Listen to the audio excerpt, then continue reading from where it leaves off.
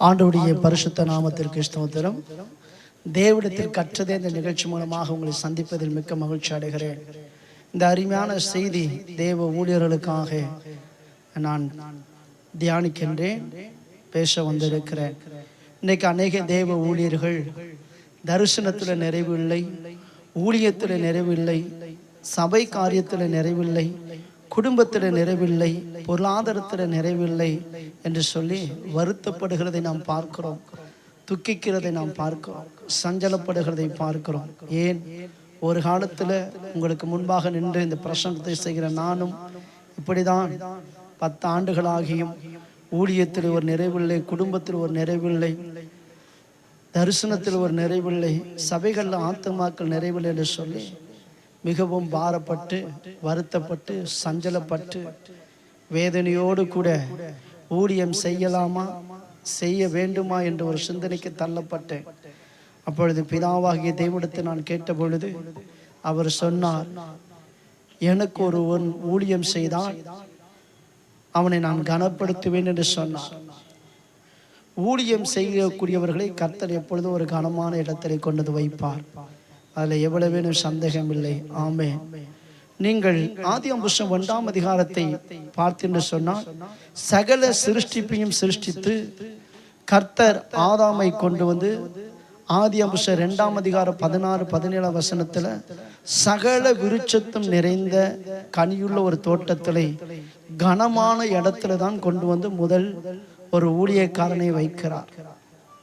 ஆகையால் கனத்தை தக்க வைத்துக் கொள்வதும் அல்லது கனவீனத்தை அடைவது நம்முடைய கரத்தில் தான் இருக்கிறது.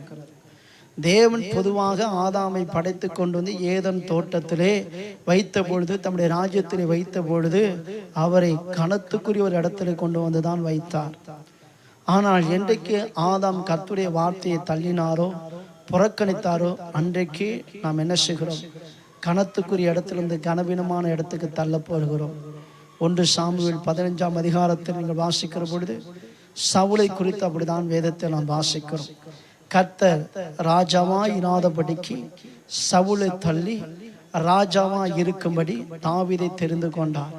காரணம், சவுல் சொல்லுகிறார், சாமுவேலுக்கு முன்பாக நான் கர்த்தருடைய வார்த்தையை நிறைவேற்றினேன் என்று சொல்லி. ஆனால் அங்கே கர்த்தர் சொல்லுகிறார், சவுல் என் வார்த்தையை தள்ளினான், அது எனக்கு விசனமாக இருக்குன்னு சொல்லி. இந்த ஆதாமும் கனத்துக்குரிய இடத்துல தான் கொண்டு வந்து கர்த்தர் வைத்தார். என்றைக்கு கர்த்தருடைய வார்த்தையை தள்ளினார்களோ அவர்கள் கனவீனமான இடத்துக்கு போய்விட்டார்கள். இன்றைக்கும் எனக்கு அன்பார்ந்த தேவ ஊழியர்களே, பரிசுத்தவான்களே, என்றைக்கு நம்முடைய சுயத்திற்காக, நம்முடைய மாம்சத்திற்காக, நம்முடைய பெருமைக்காக, மேன்மைக்காக, நம்முடைய பேர் புகழுக்காக என்றைக்கு நாம் கர்த்தருடைய வார்த்தையை தள்ளுகிறோமோ அன்றைக்கே கர்த்தர் தம்முடைய கனத்திலிருந்து, ஆசீர்வாதமான நிலைமையிலிருந்து, உன்னதமான நிலைமையிலிருந்து நம்மை தள்ளிவிடுகிறார் என்பதை பார்க்கிறோம்.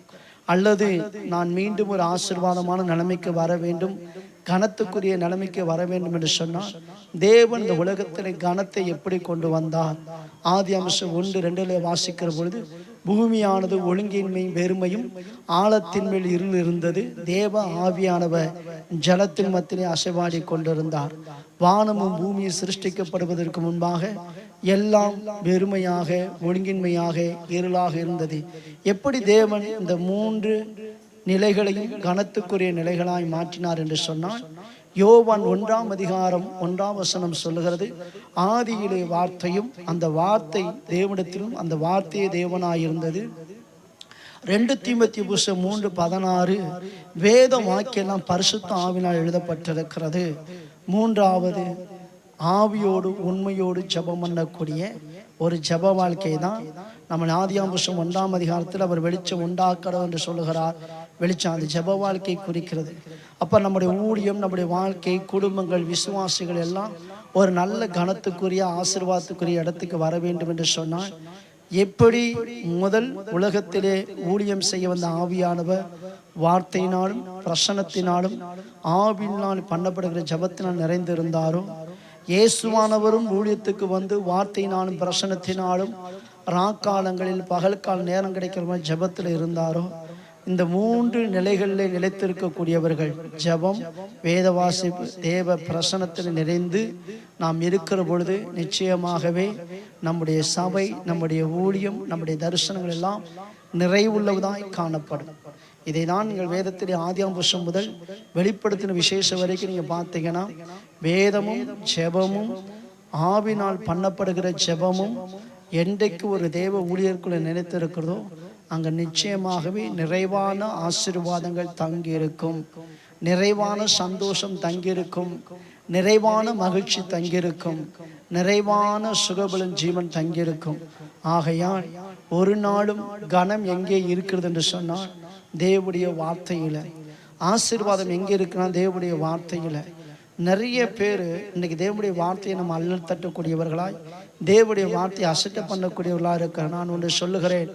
ஆதாமும் ஏவாளும் என்றைக்கு வேத வசனத்தை அல்லல் தட்டினாங்களோ, அந்த வேத வசனத்துக்கு அசதியாக நிருபிசாரமாக இருந்தாங்களோ, அந்த வேத வசனத்துக்குள்ளதான் தரிசனம், அழைப்பு, ஊழியம், தேவ சித்தம், சமாதானம், சந்தோஷம், மகிழ்ச்சி, சகல ஆசீர்வாதங்களும் நிறைந்திருந்தது.